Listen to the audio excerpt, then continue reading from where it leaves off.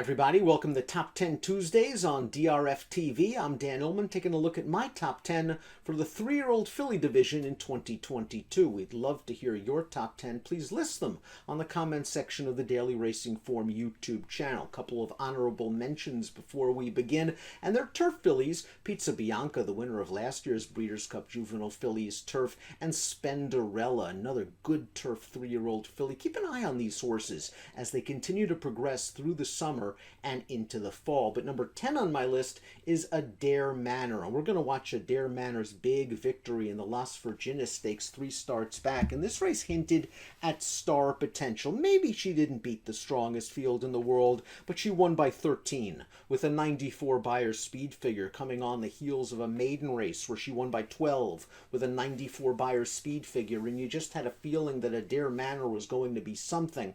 Her last 2 races have maybe cooled her off a little bit in my mind, where maybe she won't be a star, but she's still going to be a very useful performer in this division. She was close second in the Santa Anita Oaks behind Desert Dawn, who's higher up on this list. She did a lot of the dirty work in that race, battling it out with Ain't Easy before succumbing to the Good Trip Desert Dawn. And then last time out in the Black-Eyed Susan, going 1 1/8, she was in very good position. She just seemed to lack that push-button acceleration that we saw in races like the Las Virginas and the maiden win. She finished a good second behind Interstate Daydream. I wonder if the 1 1/8 was a little bit too far. Her trainer Sean McCarthy has taken her back to California to regroup, and maybe we'll see her gain some confidence in races like the Summertime Oaks. The number 9 horse on this list is a very good sprinter trained by Brad Cox, and her name is Matarea. Let's go back to her victory 2 starts back in the Beaumont. This is at about 7 furlongs at Keeneland on the Beard course, and she just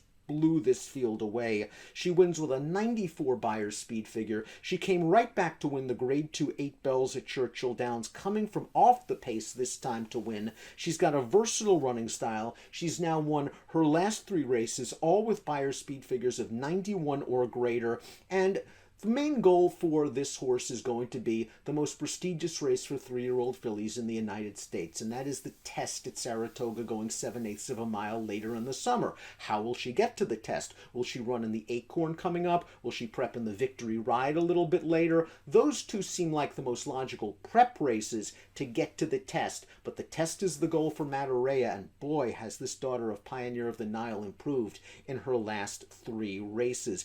Ida is number 8, and Ida is a horse that just surprises you because she wins and wins and wins. She's won her last 4 races, including this race, the Grade 3 Santa Isabel, her only start in 2022, a race in early March. She has won 5 of 7 starts, and she just used her good speed to get to the front in the Santa Isabel, and she holds off a couple of decent fillies, Under the Stars and Ain't Easy. She has now won 4 races in a row, including the Grade 1 Starlet, and her final start as a 2-year-old filly. Now, she has been scratched a couple of times since she won the Santa Isabel. Plans are uncertain for her, but she has been working steadily as of late at Santa Anita. She's one of those old Baffert-trained horses now under the care of Sean McCarthy. Number 7 is Interstate Daydream, another one trained by Brad Cox. And let's watch the daughter of Classic Empire win the Black-Eyed Susan. She got on everybody's radar when she won her seasonal debut in an allowance race at Oaklawn Park. She then ran a good third in the Ashland behind Nest when she was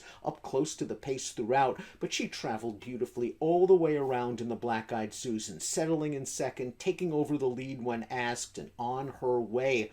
And somewhat surprisingly, after the race, Brad Cox said, well, she's an Ontario bred. Maybe we'll find something at Woodbine, and the most logical something at Woodbine would be the Woodbine Oaks on July the 24th. There's a prep race for her up there in July.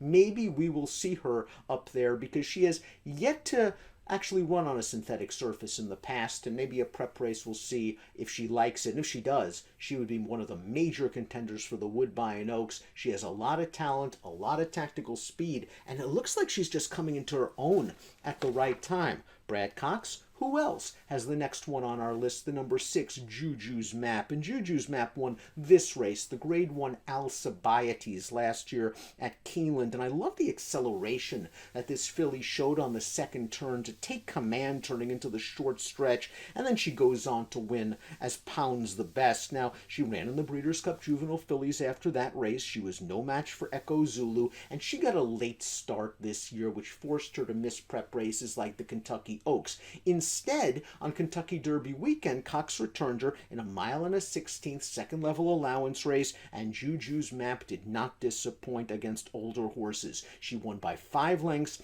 87 Beyer speed figure, just a good way to start off the season, and it looks like Juju's Map might renew hostilities with Ekko Zulu in the Acorn, a race which is shaping up to be an absolute war coming up on Belmont Stakes Week. Desert Dawn is another horse that's pointing for the Acorn, and she's very, very underrated. Let's watch her performance in the Santa Anita Oaks. This is where she beat Adair Manor. Adair Manor battling it out outside of Ain't Easy. Desert Dawn settled behind those two. Might have taken a little bit of advantage of the duel, but she refused to quit. Adair Manor refused to quit. Desert Dawn was just better on this day, and she actually improved her Beyer speed figure when running a good third in the Kentucky Oaks at 1 1/8. Now, cutting back in the Acorn, it's likely to be a sharp distance for her. She has won at 1 mile in the past, but from what I've seen, I think the longer the better, maybe 2 turns. But Desert Dawn is very underrated for trainer Phil D'Amato. She is a daughter of Cupid. Kathleen O is the number 4, and she tasted defeat for the first time in the Kentucky Oaks, but she looked so good in her prior start, the Gulfstream Park Oaks, that she's got to be on this list. Let's watch the Gulfstream Park Oaks. She made it 4 for 4. She earned a 98 Beyer speed figure in that race, and in the race at Churchill, the Kentucky Oaks, she fell back early. She might have clipped heels a little bit, and still she was running on at the end, only beaten 4 lengths. Now, she hasn't worked since that race. Something tells me that maybe Shug McGaughey's going to give her a bit of a break. Look for some of the longer distance races down the road at Saratoga.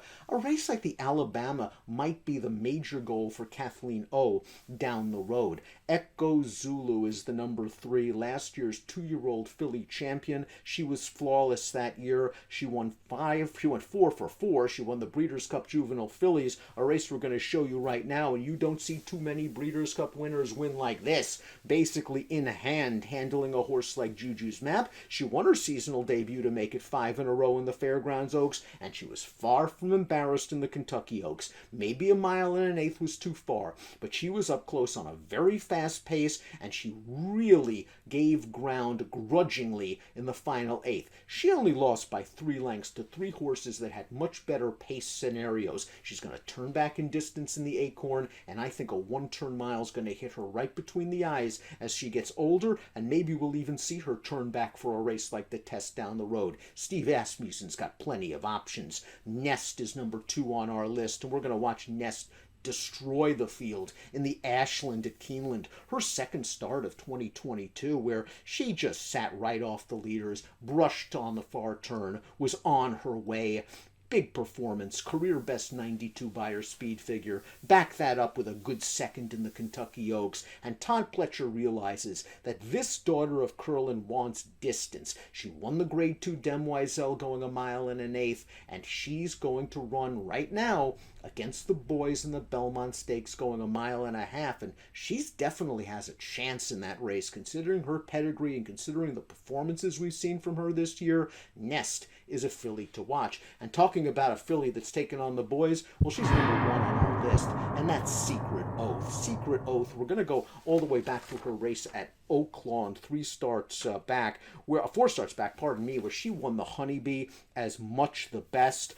This was a race that kind of put her on the radar. She had won her prior 2 races impressively, but this was her first graded stakes victory. She then ran 3rd as the favorite against boys in the Arkansas Derby. She came back and she polished off Nest in the Kentucky Oaks. Wayne Lucas took another shot in the Preakness.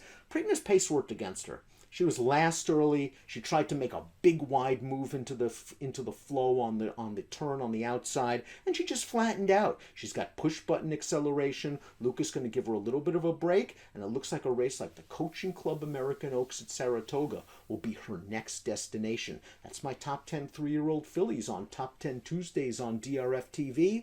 Good luck.